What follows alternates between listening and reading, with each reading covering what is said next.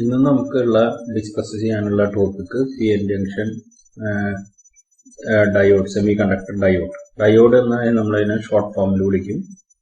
അപ്പോൾ ആ ഒരു ഡയോഡിനെ കുറിച്ചുള്ള കാര്യങ്ങളാണ് ഇനി മുതൽ നമുക്ക് പഠിക്കാനായിട്ടുള്ളത്. ഒരു ഡയോഡ് കൺസ്ട്രക്ട് ചെയ്യുന്നത് അത് ഒരു സിലിക്കൺ അല്ലെങ്കിൽ ജർമേനിയം സെമി കണ്ടക്ടറിന്റെ ഉപയോഗിച്ചിട്ടാണ്. അപ്പോൾ സിലിക്കണിന്റെ ഒരു സെമി കണ്ടക്ടർ എടുത്തു, അതിന്റെ ഒരു സൈഡ് പി ടൈപ്പ് ആയിട്ട് ഡോപ്പ് ചെയ്തു, മറ്റേ സൈഡ് എൻ ടൈപ്പ് ആയിട്ട് ഡോപ്പ് ചെയ്തു. അങ്ങനെ പിയും എന്നും തമ്മിലുള്ള ജോയിന്റ് ചെയ്യുന്ന ഒരു ജംഗ്ഷൻ വരും.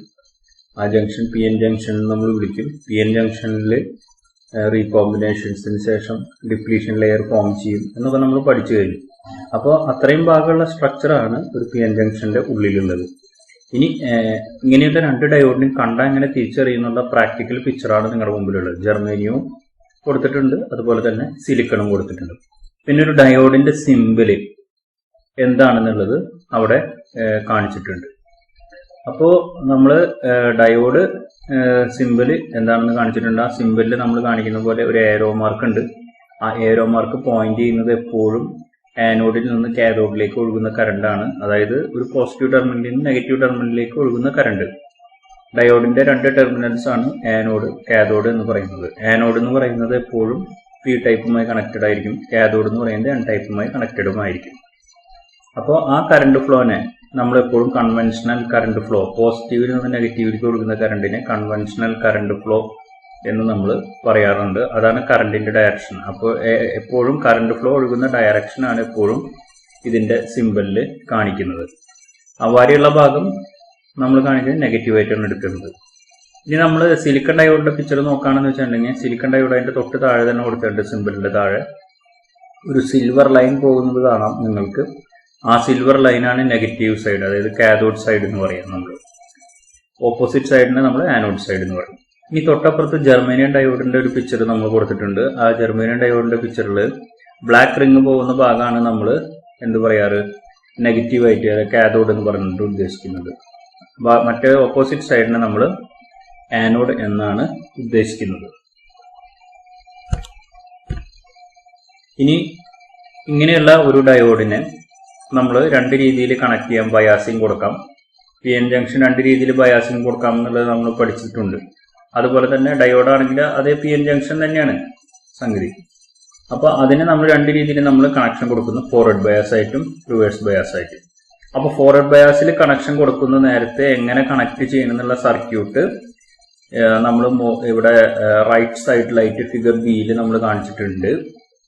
ആ സർക്യൂട്ട് അതായത് 0 to 2 വോൾട്ട് അപ്ലൈ ചെയ്യുന്ന രീതിയിൽ ഉള്ള ഒരു സർക്യൂട്ട്. വോൾട്ട് മീറ്റർ, അമ്മീറ്റർ ഒക്കെ കറസ്പോണ്ടിങ് പൊസിഷനുകളിൽ കണക്ട് ചെയ്തിരിക്കുന്നു. അപ്പോൾ എപ്പോഴും ശ്രദ്ധിക്കണം, അമ്മീറ്റർ ഈ മില്ലി ആംപിയർ മീറ്റർ ആണ് നമ്മൾ കണക്ട് ചെയ്യുന്നത്. അത് ഒരു സർക്യൂട്ടിൽ സീരീസ് ആയിട്ട് കണക്ട് ചെയ്യണം. വോൾട്ട് മീറ്റർ എപ്പോഴും ഒരു സർക്യൂട്ടിൽ പാരലൽ ആയിട്ട് കണക്ട് ചെയ്യണം. അതെപ്പോഴും നിർബന്ധമാണ്. പ്രാക്ടിക്കൽ സർക്യൂട്ട് വരുമ്പോൾ ഈ കാര്യം മസ്റ്റ് ആണ്. ആ മീറ്റർ സീരീസ് ആയിട്ട് കണക്ട് ചെയ്യണം, വോൾട്ട് മീറ്റർ പാരലൽ ആയിട്ട് കണക്ട് ചെയ്യണം.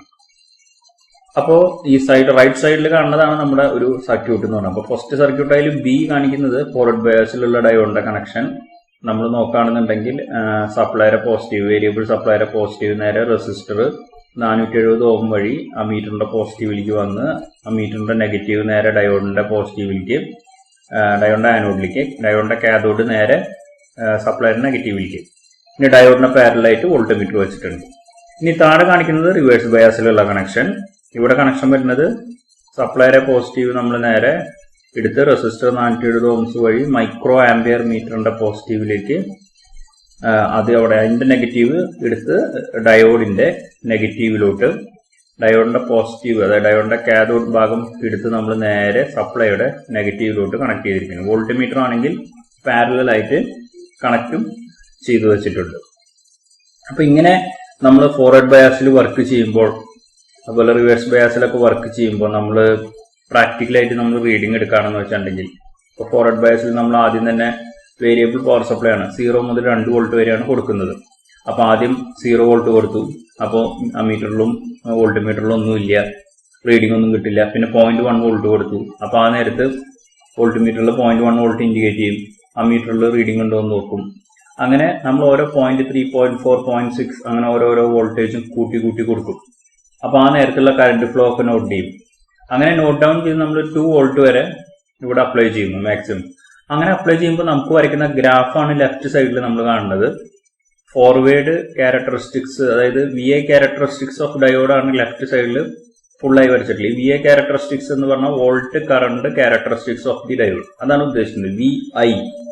ആ ക്യാരക്ടറിസ്റ്റിക്സിന് 2 ഭാഗമുണ്ട്. ഒന്ന് ഫോർവേഡ് ഭാഗമുണ്ട്, രണ്ടാമത്തെ റിവേഴ്സ് ഭാഗമുണ്ട്. അപ്പൊ ഫോർവേഡ് ഭാഗം എന്ന് പറയുന്നത് നമ്മൾ സാധാരണ രീതിയിൽ വോൾട്ടേജും കറണ്ടും രണ്ടും പോസിറ്റീവായിട്ട് ഇൻഡിക്കേറ്റ് ചെയ്യുന്ന ഭാഗത്താണ് നിൽക്കുന്നത്.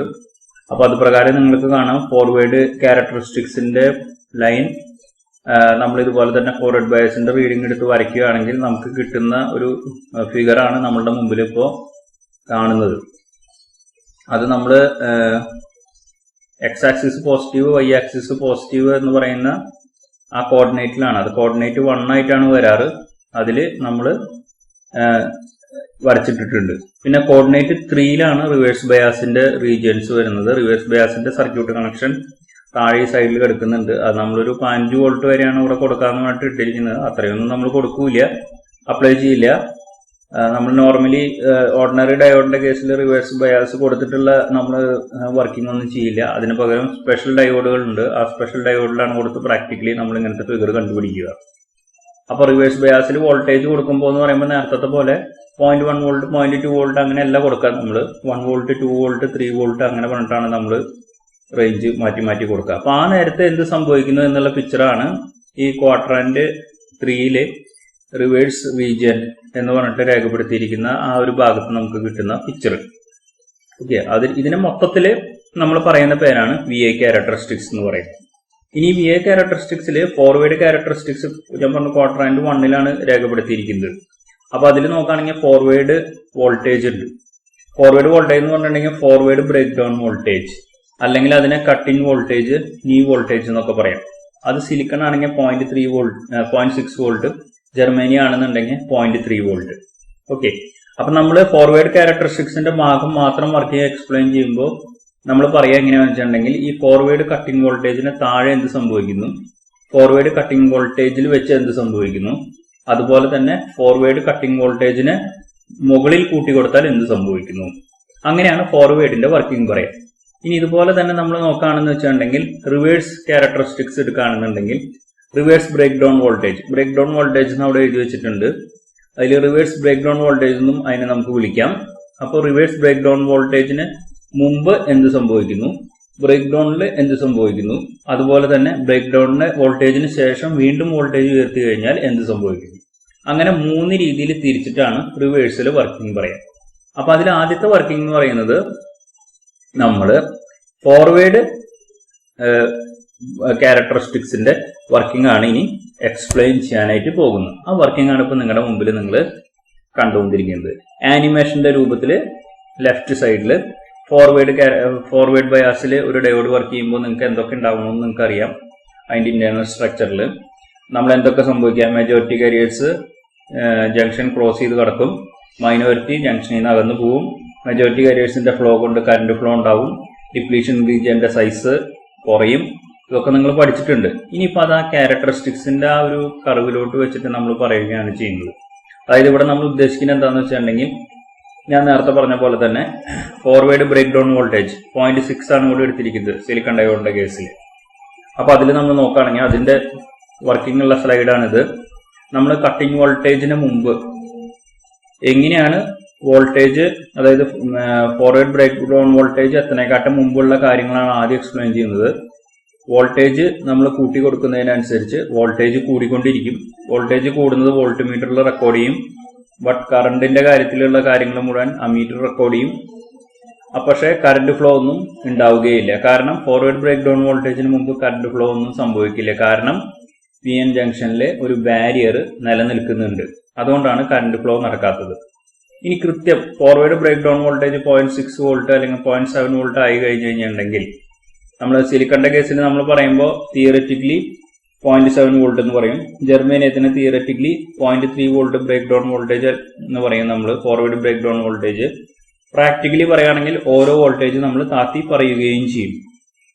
അപ്പോൾ ഇങ്ങനെയുള്ള ഫോർവേഡ് ബ്രേക്ക് ഡൗൺ വോൾട്ടേജിൽ വെച്ചിട്ട് നമ്മൾ നോക്കുകയാണെങ്കിൽ 0.7 വോൾട്ടിൽ വെച്ച് നോക്കുമ്പോൾ നമ്മൾ തിയററ്റിക്കലി പറയും എന്താണെന്നുണ്ടെങ്കിൽ 0.7 വോൾട്ട് വോൾട്ട്മീറ്റർ കാണിക്കുന്ന നേരത്ത് കറണ്ടിൽ അമ്മീറ്റർ ഒരു റീഡിംഗ് കാണിക്കും, കറണ്ട് ഫ്ലോ സ്റ്റാർട്ട് ചെയ്യും.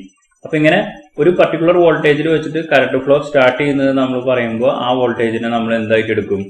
ഫോർവേഡ് ബ്രേക്ക് ഡൗൺ വോൾട്ടേജ് അല്ലെങ്കിൽ കട്ടിൻ വോൾട്ടേജ്, നീ വോൾട്ടേജ് എന്ന് പറഞ്ഞിട്ട് എടുക്കും. ഇനി ഈ ബ്രേക്ക് ഡൗൺ വോൾട്ടേജിന് ശേഷവും നമ്മൾ വോൾട്ടേജ് ഉയർത്തിക്കൊണ്ടിരുന്നു കഴിഞ്ഞിട്ടുണ്ടെങ്കിൽ എന്താണ് സംഭവിക്കുക എന്നുള്ളതാണ് താഴത്തെ പോർഷൻ എഴുതിയിരിക്കുന്നത്. അപ്പൊ വീണ്ടും നമ്മൾ വോൾട്ടേജ് ഫോർവേഡ് ബ്രേക്ക് ഡൗൺ വോൾട്ടേജിന് ശേഷം ഉയർത്തിക്കൊണ്ടിരുന്നു കഴിഞ്ഞിട്ടുണ്ടെങ്കിൽ വോൾട്ടേജും കൂടും, കറണ്ടും കൂടും. അതങ്ങനെ കൂടിക്കൊണ്ടിരിക്കും. അപ്പൊ അതിന്റെ മീനിങ് എന്താ? ബാരിയറിന്റെ സൈസ് റെഡ്യൂസ് ചെയ്യുന്നു. അതുകൊണ്ടാണ് വോൾട്ട് മീറ്ററിലെ വോൾട്ടേജിലും വേരിയേഷൻ വരുന്നുണ്ട്, കറണ്ടിലും നമുക്ക് വേരിയേഷൻ വരുന്നത്. ഇനി ഇത് നമ്മൾ ഒരു പർട്ടിക്കുലർ ലിമിറ്റ് വരെ കൂട്ടാൻ പാടുള്ളൂ. അത് ഓരോ ഡയോഡിന്റെയും മാനുഫാക്ചർ ചെയ്യുന്ന കമ്പനി പറഞ്ഞിട്ടുണ്ടായിരിക്കും. ആ ഡയോഡിന് ഇത്ര ലിമിറ്റ് വരെ forward break down voltage, forward voltage കൊടുക്കാൻ പാടുള്ളൂ എന്നുള്ളത്. അതിലും 8 കൂട്ടി കൊടുത്തു കഴിഞ്ഞാൽ നമ്മൾ എന്ത് സംഭവിക്കും നമുക്കറിയാം? സാച്ചുറേറ്റഡ് ആവും എന്നുള്ള കേസ് നമ്മൾ മുമ്പേ ഫോർവേഡ് ബയാസിൽ പഠിച്ചിട്ടുണ്ട്. അപ്പൊ ആ ഫോർവേഡ് ബയാസിൽ പഠിച്ച കാര്യങ്ങളൊക്കെ തന്നെ ഇവിടെ VA ക്യാരക്ടറിസ്റ്റിക്സിന്റെ രൂപത്തിൽ നമ്മളിവിടെ പഠിക്കുകയാണ്. ആ VA ക്യാരക്ടറിസ്റ്റിക്സിൽ ഫോർവേഡ് VA ക്യാരക്ടറിസ്റ്റിക്സിന്റെ 2 ഭാഗങ്ങളുണ്ട്. ഫോർവേഡ് ക്യാരക്ടറിസ്റ്റിക്സ് ഉണ്ട്, റിവേഴ്സ് ക്യാരക്ടറിസ്റ്റിക്സ് ഉണ്ട്. അതിൽ ഫോർവേഡ് ക്യാരക്ടറിസ്റ്റിക്സിന്റെ വർക്കിംഗ് ആണ് ഇപ്പൊ ഞാൻ എക്സ്പ്ലെയിൻ ചെയ്തത്. അതും ഫോർവേഡ് ക്യാരക്ടറിസ്റ്റിക്സിനെ 3 ഭാഗങ്ങളാക്കി തിരിച്ചുകൊണ്ട് കട്ടിംഗ് വോൾട്ടേജിന് മുമ്പ് എന്ത് സംഭവിക്കുന്നു, കട്ടിംഗ് വോൾട്ടേജിൽ എന്ത് സംഭവിക്കുന്നു, കട്ടിംഗ് വോൾട്ടേജിന് ശേഷം എന്ത് സംഭവിക്കണം, അങ്ങനെ 3 ആയിട്ട് തിരിച്ചിട്ടാണ് വർക്കിംഗ് പറഞ്ഞത്. ഇനി പഠിക്കാനുള്ളത് നമ്മൾ VA ക്യാരക്ടറിസ്റ്റിക്സിലെ 2ാമത്തെ സെക്ഷൻ ക്വാഡ്രന്റ് 3ൽ വരുന്ന നമ്മുടെ റിവേഴ്സ് ക്യാരക്ടറിസ്റ്റിക്സ് എന്നുള്ള സൈഡാണ് നമുക്ക് പഠിക്കാനായിട്ടുള്ളത്. അപ്പൊ റിവേഴ്സ് ക്യാരക്ടറിസ്റ്റിക്സിലെ ആനിമേഷൻ കാണിക്കുന്നുണ്ട്. നിങ്ങൾക്കറിയാം റിവേഴ്സിൽ വരുമ്പോൾ എന്തൊക്കെ സംഭവിക്കുക? സാധാരണ രീതിയിൽ ഡിപ്ലീഷൻ റീജിയന്റെ സൈസ് വലുതാവും, മെജോറിറ്റി കാരിയർ ജംഗ്ഷനിൽ നിന്ന് അകന്നു പോവും, മൈനോറിറ്റി ജംഗ്ഷൻ ക്രോസ് ചെയ്ത് കിടക്കും, ലീക്കേജ് കറണ്ട് ഉണ്ടാവും, ഓവറായി റിവേഴ്സ് വോൾട്ടേജ് കൊടുത്തിട്ടുണ്ടെങ്കിൽ ജംഗ്ഷൻ ബേൺ ഔട്ട് ആയിട്ട് പോവും. അപ്പൊ ഇത്രയും കാര്യങ്ങൾ നമ്മൾ ഫോർവേഡ് ബയാസ്, റിവേഴ്സ് ബയാസിന്റെ വർക്കിംഗിൽ നമ്മൾ പഠിച്ചാണ്. അതന്നെ സെയിം ഇവിടെ അപ്ലിക്കേഷൻ. ഇനി അതൊന്ന് നമ്മൾ 3 സെക്ഷനായിട്ട് ഡിവൈഡ് ചെയ്ത് പറയുന്നു. അത് റിവേഴ്സ് ബ്രേക്ക് ഡൗൺ വോൾട്ടേജിന് മുമ്പ് സംഭവിക്കുന്ന കാര്യം എന്ന് വെച്ചിട്ടുണ്ടെങ്കിൽ വോൾട്ടേജ് നമ്മൾ കൂട്ടി കൊടുക്കുക, റിവേഴ്സ് വോൾട്ടേജ് കൂട്ടി കൊടുത്തിട്ടുണ്ടെങ്കിൽ കറണ്ടിന്റെ മീറ്റർ കറണ്ടിന്റെ റീഡിംഗ് കാണിച്ചുകൊണ്ടിരിക്കും. കാരണം ലീക്കേജ് കറണ്ട് മൈനോറിറ്റി കാരിയേഴ്സ് കൊണ്ട് ഒഴുകിക്കൊണ്ടിരിക്കും. ഇനി ലീക്കേജ് കറണ്ടിന്റെ റേഞ്ച് എന്ന് പറയുന്നത് ഒരു ജെർമേനിയം ഡയോഡിലാണെങ്കിൽ മൈക്രോ ആംപിയർ റേഞ്ചിലും സിലിക്കൺ ഡയോഡിലാണെങ്കിൽ നാനോ ആംപിയർ റേഞ്ചിലും ആയിരിക്കും. ഇനി കൃത്യം റിവേഴ്സ് ബ്രേക്ക് ഡൗൺ സംഭവിക്കുമ്പോൾ എന്ത് സംഭവിക്കും?